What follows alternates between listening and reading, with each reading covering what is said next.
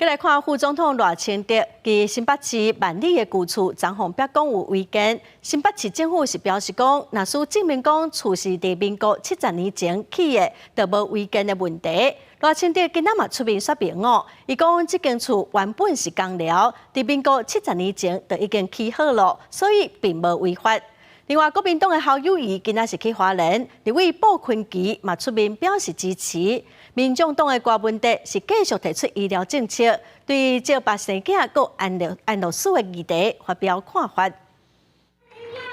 副总统赖清德伫新北市万里的旧厝，互人质疑是违建。新北市政府册立声明，几条改修改，到尾表示，只要会当证明建筑物是伫民国70年2月15就已经有啊，安尼就会当认定是合法的厝体。赖清德早起出席活动，特别亲身甲媒体说明，讲旧厝是公寮，民国70年以前就有啊。因为那个老房子是我出生长大的地方，也在民国60年左右就拿到门牌号，尊重新北市政府的调查。如果有需要配合改进的，这个我们都会配合。对于赖清德违建这个议题，新北市长侯友宜敢若简单表示依法办理。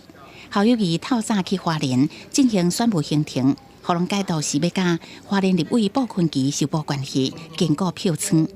鲍坤基原来伫座谈会出现，强调会全力支持党提名的侯友宜。其实傅委员是在花莲县，不但担任县长，也担任过立委，对花莲县的县民做了很多的服务。我们都是国民党的，我们都会去团结面对，大家一起努力。我们都在持续的邀约，然后各方的幕僚也都在联系。鸿海创办人郭台铭也搁积极约官侯两人见面，无要放弃在野整合。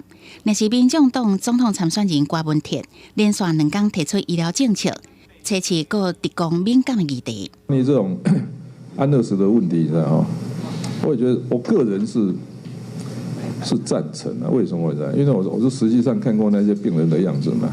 找医国体育主播报达人的后生鲍俊和，也甲代理疫苗改进推动者陈昭珠来对谈。